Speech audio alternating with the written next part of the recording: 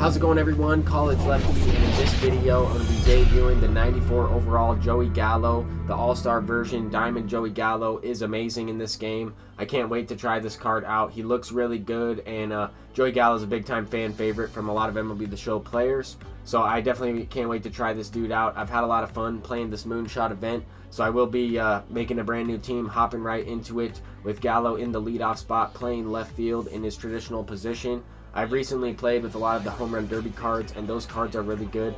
So I was really excited to try this Gallo out, and in his first at-bat, he is going to smack one out for a home run. I did upload some of these games out of order, so it wasn't necessarily the first game with Gallo, but I did want to include some of the better gameplay right away there as he sent one out to start the game off for a no-doubter. And then George Brett followed him up with a solo shot as well. That brings up Duke Snider later on in this inning, and the opponent went with Junichi Tazawa, which is definitely a good pitcher. I was also using him out of the bullpen, and this guy had a pretty good bullpen, to say the least. I looked at it at the beginning of this game. He did have a lot of the guys I was using in there as well, but the bats came out on fire in this one so far. A couple home runs and then a couple base hits, only one down in the inning, and no lead is really safe in this Moonshot event. I have given up a lot of runs. I've gotten smacked a couple times by like 5, 6, 7 runs. But definitely a lot of fun playing this event, and you definitely have to hit if you want to win these games.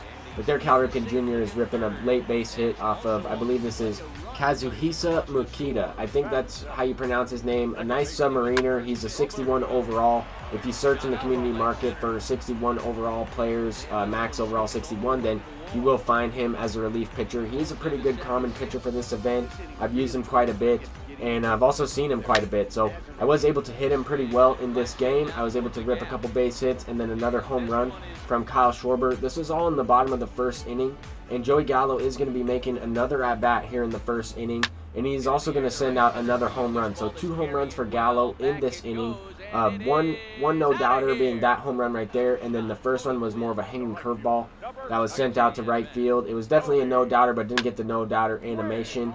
This Gallo is really glitchy. I mean, every ball, it seems like, is a laser beam off the bat, whether it's an out or a home run. In this one so far, nothing but homers. But George Brett is also sending one deep. That's going to be a low and inside pitch just off the plate, and I was able to go down and get that one. Makes it a 10-0 game. And this opponent didn't go down without a fight. I mean, he's not giving up. He's not quitting out. He's going to hit a home run with Miguel Cabrera. I got to respect him playing this one all the way through. I mean, at the same time, you can always score a lot of runs in this Moonshot event. Facing these common pitchers, I'm trying to just throw strikes, and hopefully he pops it up, gets himself out. I'm looking to attack the zone. I mean, there he's able to hit back-to-back homers. And once again, Gallo is going to be up at the plate with guys on base, hitting another one, a laser beam to the wall, and it's robbed by Andrew McCutcheon. But Joey Gallo was the player of the game in that first one. There, let's go ahead and hop into another gameplay. Gallo leading this one off once again, and he's going to hit a no-doubter. This was actually my first at-bat with the card. If you noticed at the scoreboard in the last game, he did have a batting average and some base hits to go along with those stats, so that means I already used him. This game I was playing first, and doesn't have a scoreboard, but I wanted to include a couple of the really good at-bats I had from that other game, and then also have some the rest of the at-bats from Gallo in this remainder of the video. He's definitely a really good card, and in this one he was able to put me up 1-0 after the very first batter. But Duke Snider is going to send that one into the gap. George Brett's going to be able to score from second base on that one. And this opponent was definitely a good player. I could tell by the way he was having some at-bats. He has a guy on second base, and his Joey Gallo is also going to tie up the game. I mean, he had the gold version of Joey Gallo. Definitely a really good card, and didn't really face the diamond quite yet, but the gold one is really good. I also had a chance right here with the bases loaded. I just missed that one, low and outside, and I swung under it, popped it up to the catcher. Unfortunate, I was trying to hit a grand slam there. That would have been really cool to have in the gameplay. But then this opponent brought in Stephen Wright, the very next batter, facing Tony Gwynn. He's going to slap one the other way. And in a 2-2 game with the bases loaded, 1 out in the inning, bringing in Stephen Wright there, that kind of upset me a little bit. I figured I would try and destroy him at this point. Try and hit the ball well, take some pitches, and I also had Stephen Wright warming up. I haven't used him in this event yet. Even when I had faced Stephen Wright, I still didn't use him in this game.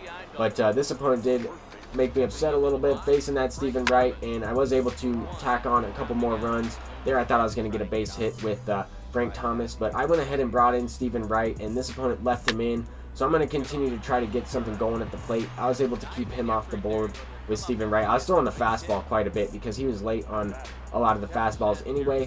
But later on, he takes him out, brings in Giselman, and Kyle Schwarber is going to send that one deep for a 2-run shot.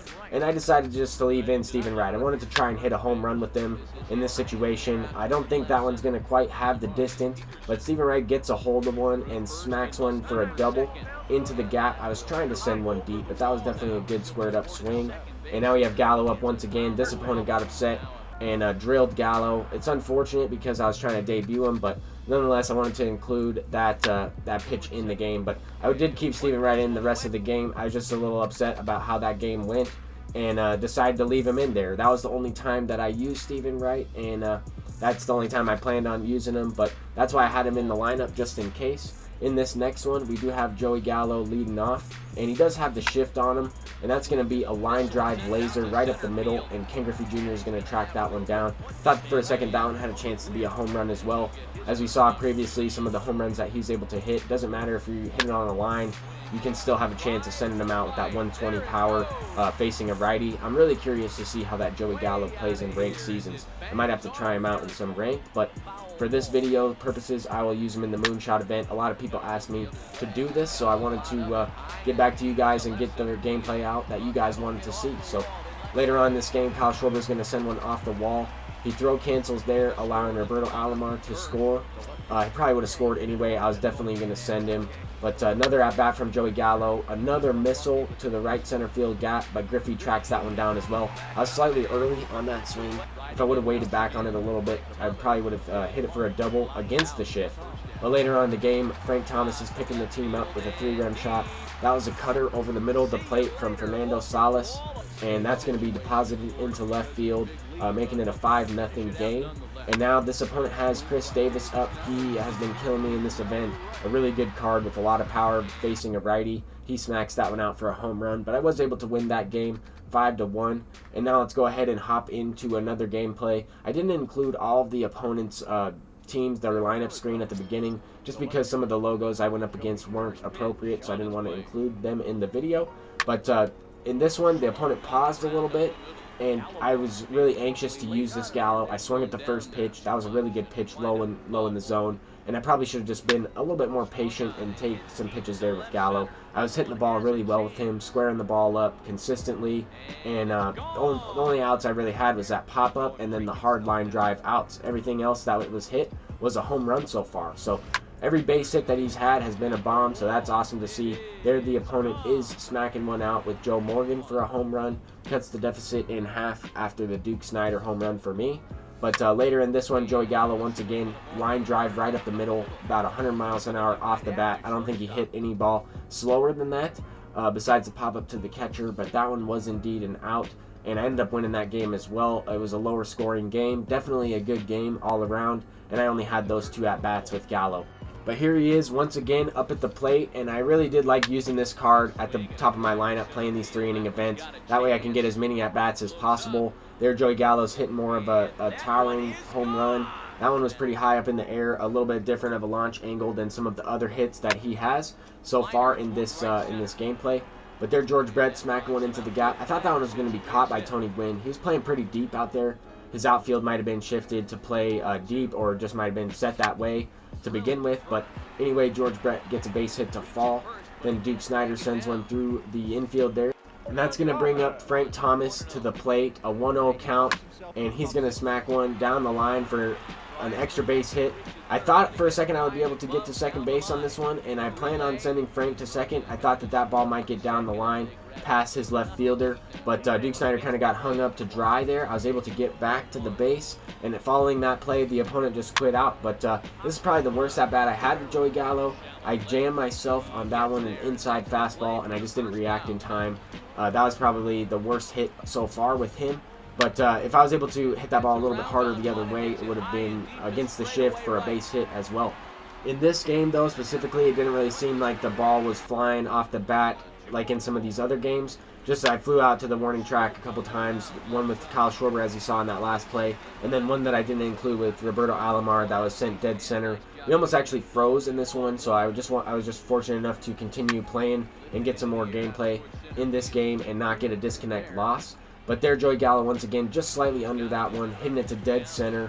Card is amazing. I mean, he hits the ball hard every time. That one was unfortunately right to the center fielder and didn't get enough juice on that one to hit it out dead center. But nonetheless, with 2 outs in the 3rd inning, Duke Snider is going to clutch up and rip a base hit that scores 2 runs. That is huge. That's also going to bring up Frank Thomas. And as you guys can see, as the cutscenes go through, after the base hit and everything, then you guys can see the little bit of lag that I was talking about. We did have a little bit of that throughout the game, but I try to take out as much of it as possible. There, Duke Snider advances into 3rd base. I was able to get that win. I really enjoyed playing with some of these cards, and specifically this Joey Gallo. Thank you guys so much for watching this video. If you enjoyed, please leave a thumbs up and subscribe if you are new. I'm College Lefty, and I'll see you guys in the next one. Peace out.